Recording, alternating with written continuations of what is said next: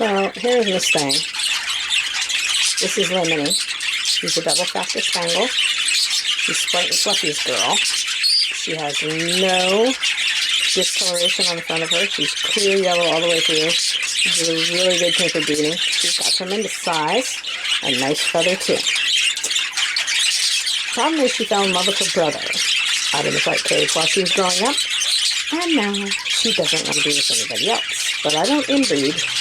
And brother and sister are not getting together. So I put a male in here with her, who she's completely disinterested in, and basically is trying to drive away.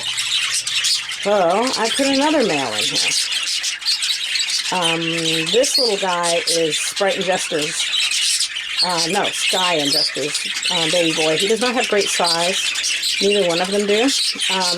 But they're single factor spangles. So half of her babies will be double factor spangles. They don't have any darkening factors on them, like dark factors or violet factors. So they won't mess up her perfectly clear breast. This new guy, a friend of mine picked him up from the show, and I put him in here to let them compete. Maybe somebody showing a little competitive edge will kind of wake her up, because she is sound asleep. That nest box is going to seduce her eventually, but...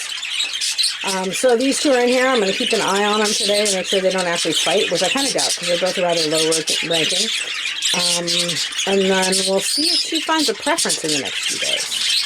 I actually like the new guy better. He has better feather and stuff, but they're both about the same size. So I brought Sprite back in here and gave him little Miss Jade. Sprite's the light-colored guy. Jade's the little hen sitting next to him. When I first put them in, he started defending. I put them back in the box the cage that he was in with his other lady that ended up being infertile. Because I thought, oh well, it's his territory. He'll feel like he's established there. So I put them in there, and the first thing he did was try and run off this little girl to defend his nest box, because he still had it in his head that was his nest box and his mate was Azure, and this was an invading female. So he chased her around the cage and had her screaming and squawking like, help, help. So I pulled him out of there and put him down here with no nest box. And he calmed down immediately, because he's not defending the territory anymore. And they woke up together this morning, and now they seem to be having a discussion. She is ready to go. This is Remington's baby girl. I'm expecting great things from her. She looks exactly like her mother, except without the spangle opaline thing. Cinnamon spangle opaline thing. So she's a normal, which is kind of amazing to get out of Rosalind Remington. But I'd like to put Sprite is spangle opaline as well. I'd like to put his feather and such on a normal bird and see what I get too. So that's my plan there. Now, I know that Azure was infertile because she has a terrible time laying eggs. She lays them in the corner of the cage instead of the box. They tend to be soft-shelled. She requires calcium. The whole thing. She's just, the cycle is not happening. But the eggs that she did lay were also both infertile at the same time that everybody else was laying infertile eggs because of the heat. So I have yet to determine whether or not Sprite still has little swimmers in there. I think he probably does. He acts like it, and he's 4, which is not ancient, and he's a smaller bird, and they tend to stay active and fertile longer. So hopefully I will see little embryos in the eggs when I get them. But I'm going to give him another day without a box to make sure when I put it back on again, he doesn't try and win her off and defend it instead of accepting her as a mate. These two are interesting. So this is Socrates, the blue guy up here. He is Rainbow's grandson out of my Texas clear body, Limey, and Marine was his mother and Rainbow's daughter. He has fantastic size, no feather whatsoever, and he's split to Texas clear body. This hen in here was a surprise girl. From her mother was Racine, Matilda's daughter, and her father was a male that I picked up from another breeder that just happened to throw a Texas clear body baby. Happy day. So she's a Texas clear body. He's split to it. Now, Socrates was one of the males that was making me think that Rainbow's line had infertile males, because I set him up with Hera last spring, and they were the only pair that gave me a whole nest full of blank eggs. That, combined with Peabody's continued failure to create babies inside of eggs, made me wonder, oh geez, maybe I have a problem here. So this is Socrates' full cousin. This is Socrates' full cousin. And this is Socrates' uncle. Uncle and one full cousin have fertile eggs. So it is not Rainbow's line that was the problem. So I'm sitting here thinking, gee, who am I going to breed my little Texas clearbody hen to? And then all of a sudden it dawns on me, wait. If Rainbow's line males aren't infertile, then maybe it was Hera that gave me the blank nest full of eggs, which she is doing again with Apollo. Maybe Hera's the one that's infertile. So I'm putting him in here to see what happens. I've been trying to get a Texas clearbody line established for a long time, and I've had no luck at all. Right now, these two are down here, and Limey is, doing everything he can do, but I have 4 infertile eggs in that nest. So if I don't get some fertility soon, I'm going to assume Limey's older, he's 4, and he's had some health issues. So although you can see it's not keeping him from doing the deed. But this is his son up here. I'd like to see him getting busy too. But this hen, I don't know who it was she thought she was hooked up with, but it wasn't Socrates, and she's giving him a hard time. But Socrates is a nice, big, lively guy, and he flirts with the girls all the time, so I'm sure she'll turn to him eventually. So, yeah, Limey and Stella are up to their 4th egg with nothing in them. And all my birds that were laying infertile eggs due to the weather have all started producing fertile eggs. So if he doesn't produce something fertile soon, we're going to guess that he's infertile. So let's take a peek up here and see.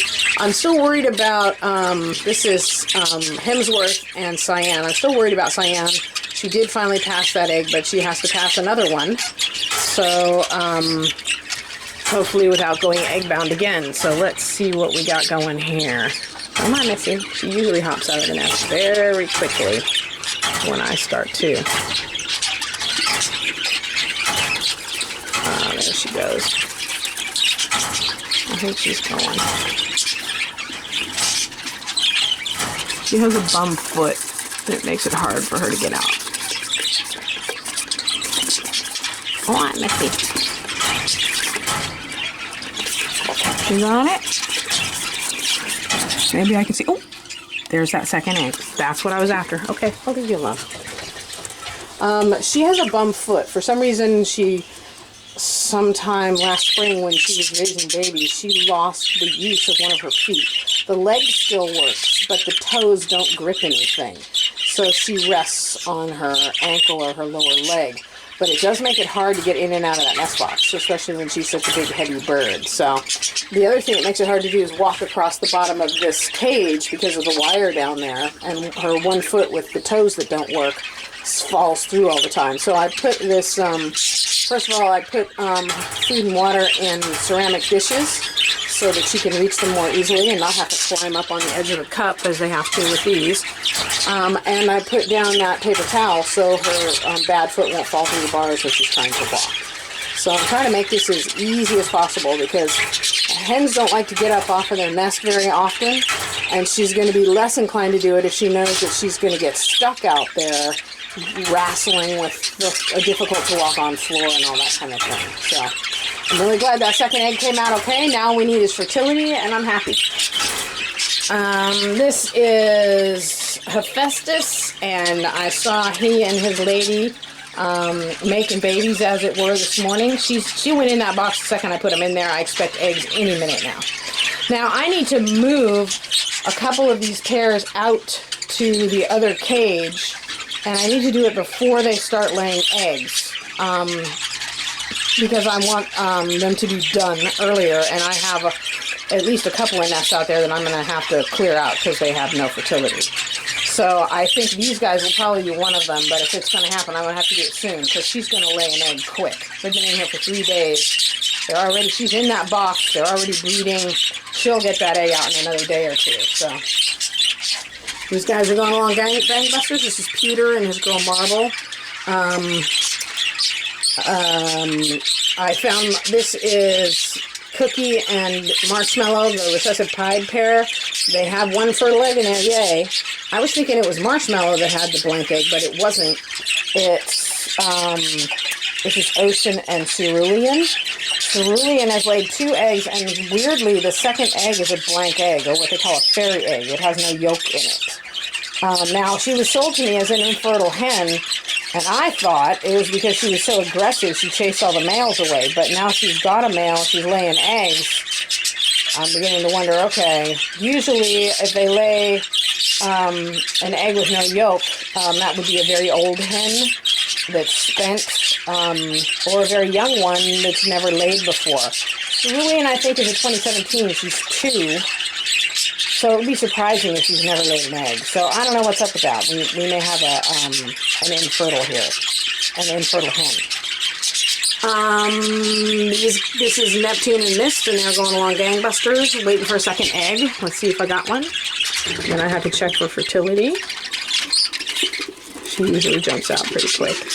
How are we doing? Egg count? Nope, just the one so far. We'll wait, Missy.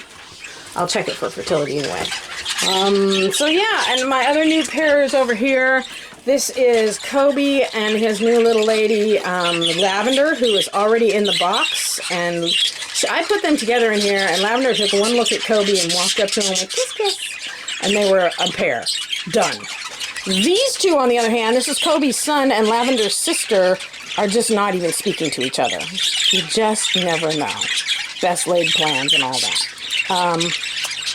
So anyway, we'll wait and see what happens. And I got a 3rd embryo out of these 2, and they can stop there.